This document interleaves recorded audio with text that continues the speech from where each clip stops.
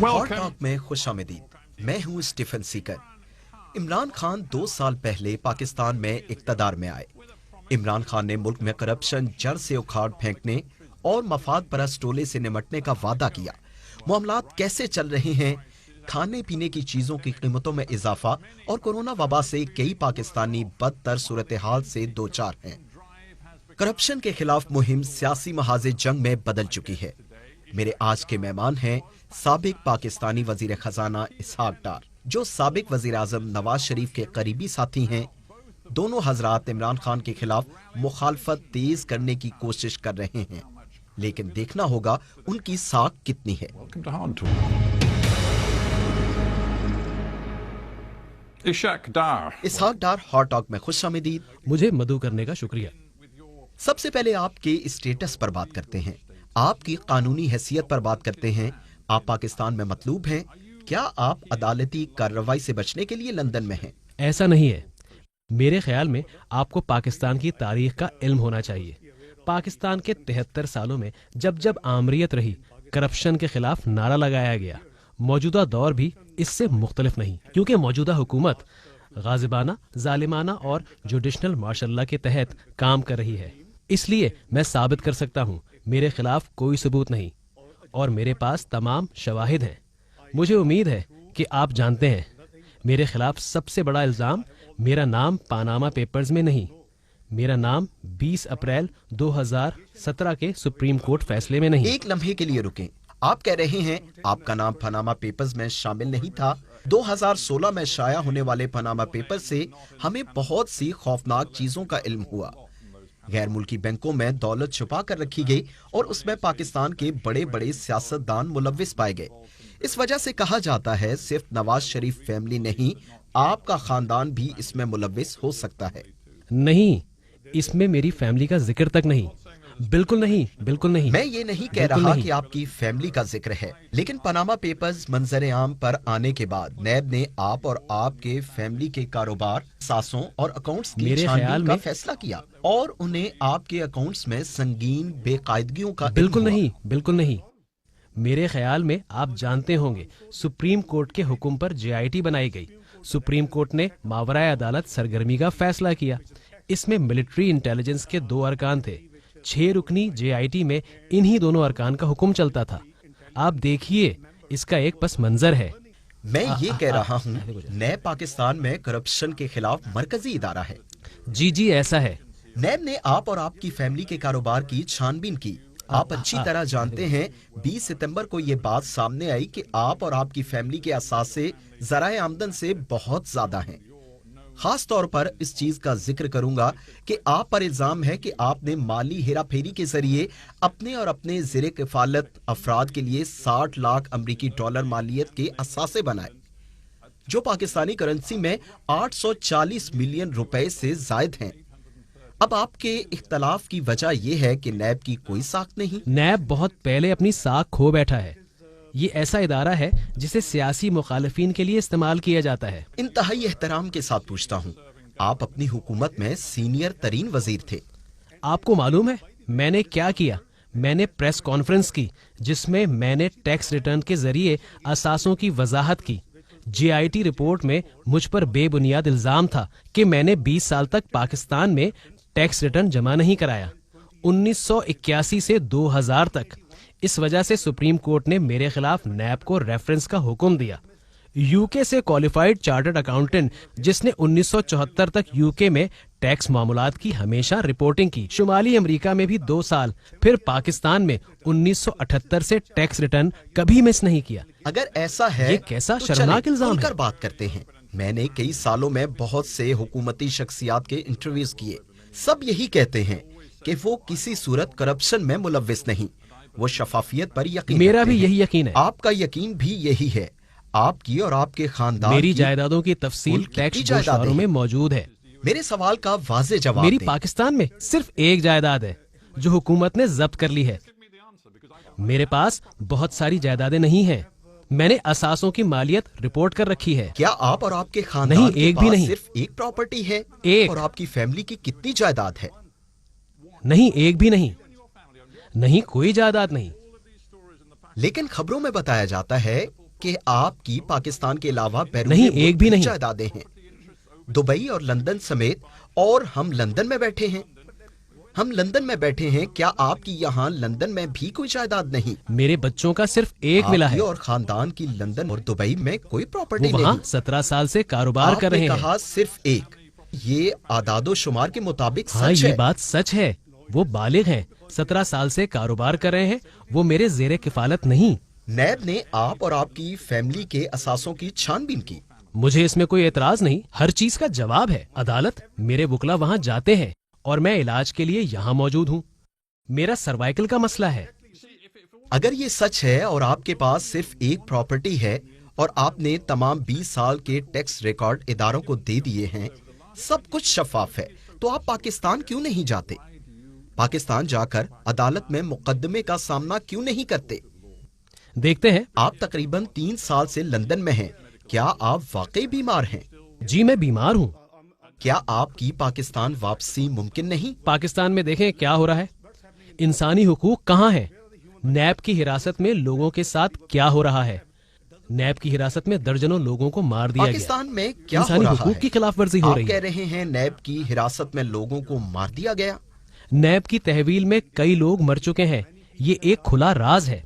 آپ کے پاس تفصیلات ہوں گی، آپ چاہیں تو میں آپ کو تفصیل دے دیتا ہوں۔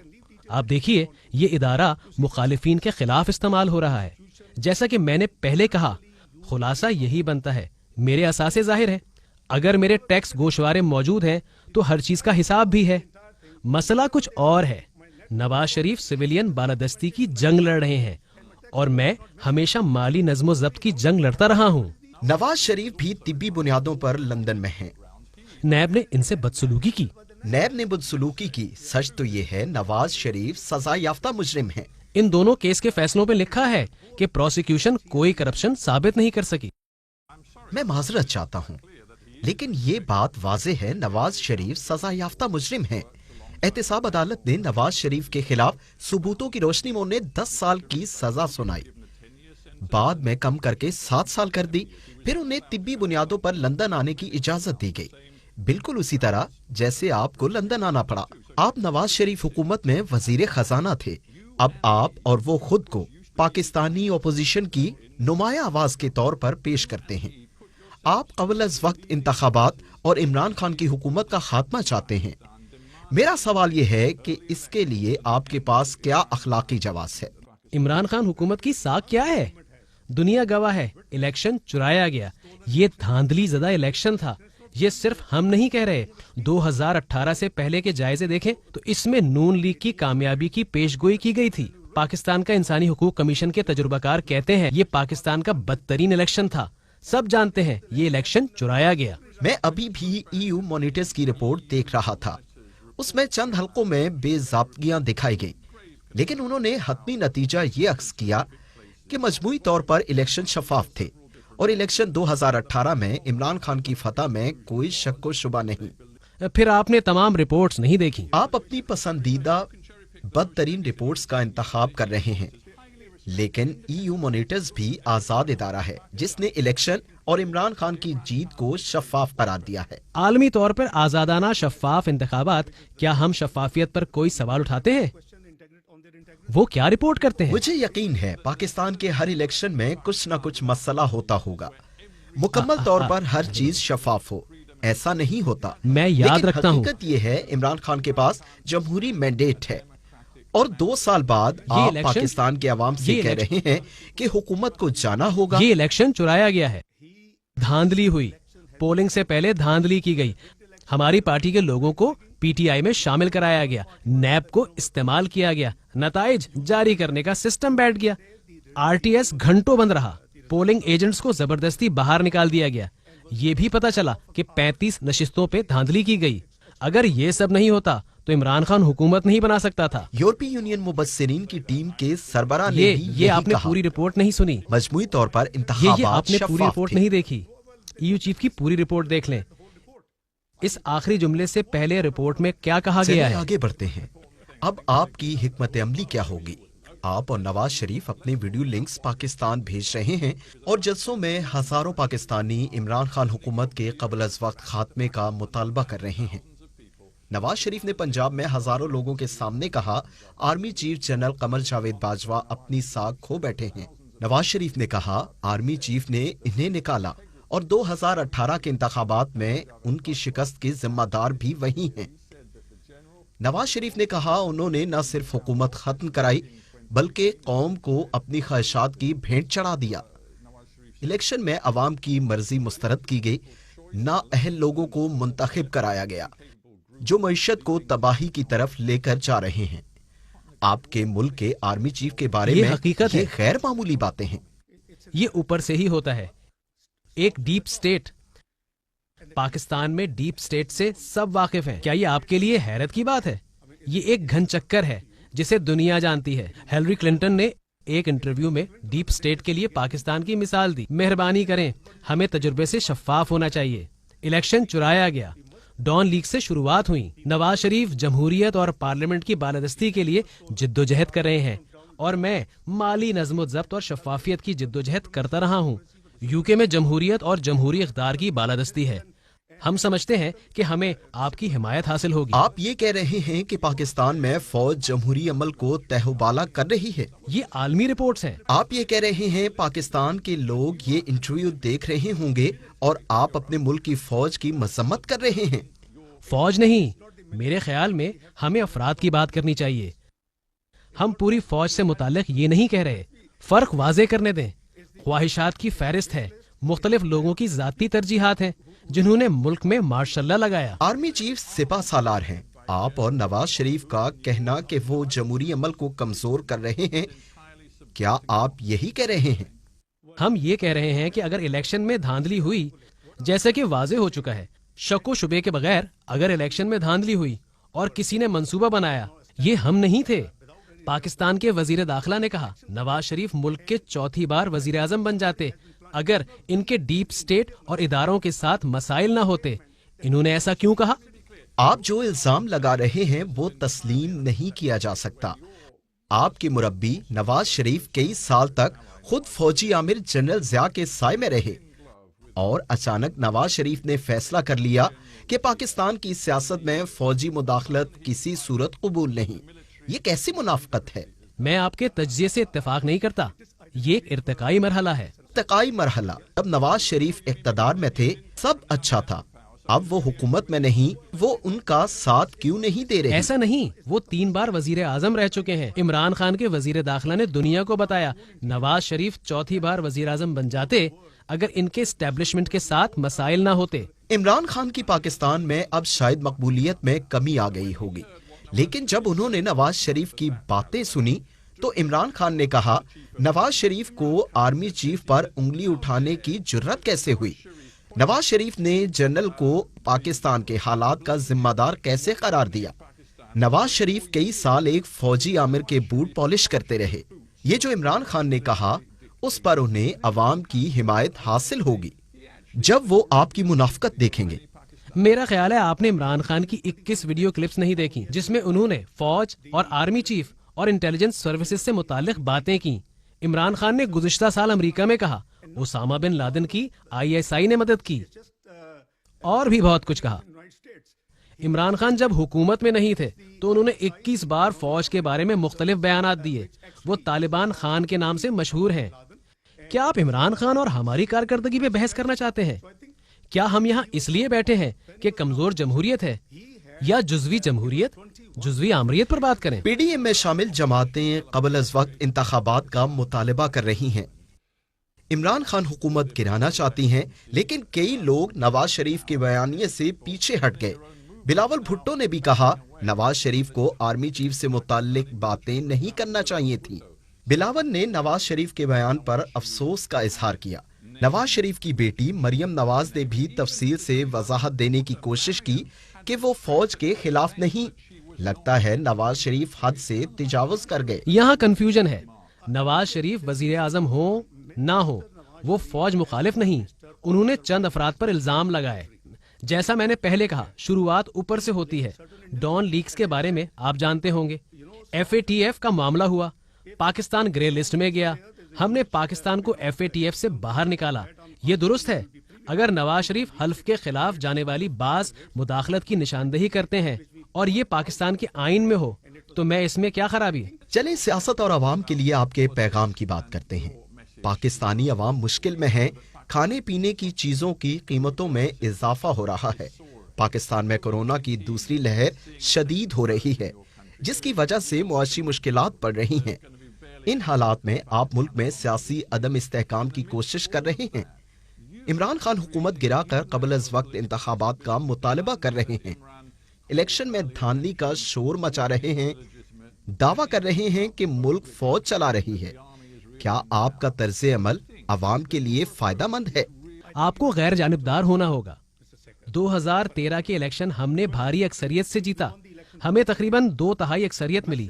2014 میں عمران خان نے 4 حلقوں میں دھاندلی پر احتجاج شروع کیا، کسی نے اس کے خلاف بات نہیں کی۔ آپ 6 سال پرانی بات کر رہے ہیں۔ عمران خان نے آپ کی حکومت کے لیے سیاسی عدم ہمارے دلوں میں استحکام پیدا عوام کا کیا۔ درد ہے پاکستان میں اور اسی مہنگائی لیے بڑھ ہم رہی آگے بڑھ رہے ہے۔ ہیں۔ آج پاکستان کے عوام کا بڑا مسئلہ ہے سیاسی عدم استحکام، جیو پولیٹیکل عدم استحکام، اور عوام حیران ہیں۔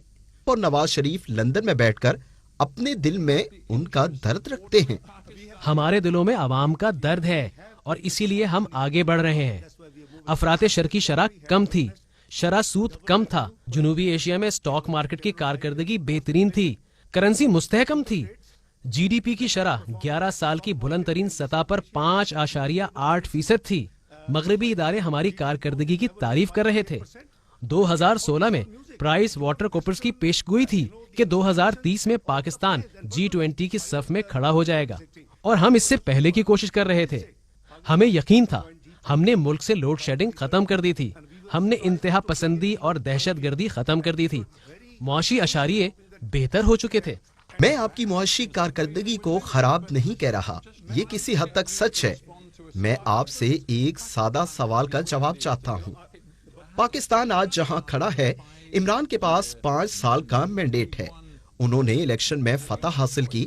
آپ اگلے الیکشن تک انتظار کر سکتے ہیں، آپ واپس پاکستان جا سکتے ہیں، لیکن آپ ابھی تک لندن میں ہیں۔ آپ آئندہ الیکشن لڑ سکتے ہیں، یا آپ لندن میں بیٹھ کر عمران خان کی حکومت کمزور کرنے کی کوشش کر سکتے ہیں، لیکن اس سے پاکستان میں سیاسی عدم استحکام پیدا ہوگا۔ یہ سیاسی عدم استحکام کا مسئلہ نہیں، یہ نااہلی کا معاملہ ہے، یہ کارکردگی کو نہ دکھانے کا مسئلہ ہے، یہ 2 سال میں پاکستانی معیشت کا بیڑا غرق ہونے کا مسئلہ ہے۔ 1952 کے بعد پاکستان میں پہلی بار جی ڈی پی کی شرح منفی ہو گئی۔ پہلے سال 1.9%، دوسرے سال منفی 1.4%۔ ملک میں لوگ بڑے پیمانے پر بے روزگار ہو گئے۔ ہم نے 6% لوگوں کو غربت سے نکالا۔ عمران خان نے 1 کروڑ نوکریوں کا وعدہ کیا، مگر 1 کروڑ 20 لاکھ لوگوں کو بے روزگار کر دیا۔ آپ کے طرز عمل سے پاکستان کمزور ہو رہا ہے۔ آپ نے حال میں ہی میرے خیال میں ایسا آپ وہ ٹویٹ سب کیا کہ عمران خان فضتاحیت کی راہ پر چل رہے ہیں۔ عمران خان پاکستان کے مفادات کے لیے کھڑے ہیں۔ انتہائی تناؤ کی صورت میں بھارت اور مودی کو 2 ٹوک جواب دیا۔ آپ جانتے ہیں، چین کے ساتھ مل کر اچھی خارجہ پالیسی بنائی جو معاشی استحکام پر مبنی ہے، جس پر آپ چلتے رہے۔ عمران خان نے پاکستان کا اثر و رسوخ استعمال کر کے افغان طالبان کو امن عمل مذاکرات کے لیے رضامند کیا۔ آپ کیسے کہہ سکتے ہیں یہ پالیسیاں فضتائی ہیں؟ میرے خیال میں آپ وہ سب نہیں جانتے ہیں، یا آپ کو جاننے کا موقع نہیں ملا وہ پاکستان میں کس طرح کی فضتائیت کر رہا ہے۔ کیا آپ اس بات پر قائم ہیں؟ جی بالکل، وہ فضتائیت کے راہ پر چل رہے ہیں۔ آپ کورونا وبا کے باوجود پاکستان میں ہزاروں لاکھوں افراد کو سڑکوں پر لانا چاہتے ہیں۔ آپ عمران خان حکومت گرا کر جلد انتخابات چاہتے ہیں۔ آپ اپنے ارادے میں تاحال کامیاب نہیں ہو سکے۔ آپ کا اگلا قدم کیا ہوگا؟ آپ نہیں جانتے عمران خان اس عرصے میں کیا کرتے رہے؟ پی ڈی ایم کے جلسے 16 اکتوبر سے شروع ہوئے۔ ان 6 ہفتوں میں حکومت نے بھی بڑے جلسے کیے۔ آپ کا اگلا قدم کیا ہوگا؟ پاکستان میں جمہوریت کی بالادستی ہمارا اولین ہدف ہے۔ آزادانہ اور شفاف الیکشن پاکستان میں جمہوریت کی بالادستی چاہتے اور ہیں۔ قانون کی حکمرانی؟ جی، قانون کی حکمرانی۔ آپ پاکستان میں قانون کی حکمرانی کا سامنا کریں گے؟ جی ہاں، میں کروں گا۔ پاکستان میں تمام اداروں کو اپنی آئینی حدود میں رہ کر کام کرنا ہوگا۔ ہم اس پر بہت خوش ہوں گے۔ جہاں تک میرے ٹویٹ کا تعلق ہے، مجھے اس پر کوئی افسوس نہیں۔ حقیقت یہی ہے، اگر وزیر اعظم FIA کے DG کو لوگوں کے نام بتا کر کہیں انہیں گرفتار کر لو، یہ کس قسم کی طرز حکمرانی ہے؟ ہماری گفتگو اب ختم ہوتی ہے. آپ یہاں آئے بہت خوشی ہوئی. آپ کا شکریہ. میرے لیے خوشی کی بات ہے. It's a pleasure. Many thanks.